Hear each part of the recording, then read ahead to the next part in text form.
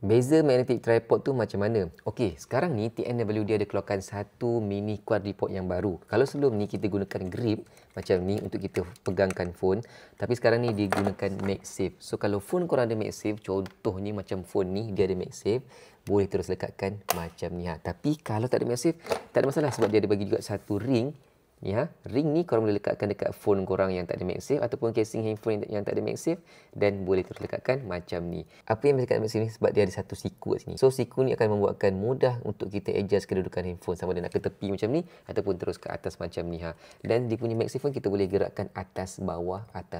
Boleh adjust macam yang sebelum ni punya. Yang lain sama sahaja, bawah ni ada kaki, bila kita tekan je button ni akan keluar 4 kaki dan batang dia boleh memanjang sehingga lebih kurang 35 cm.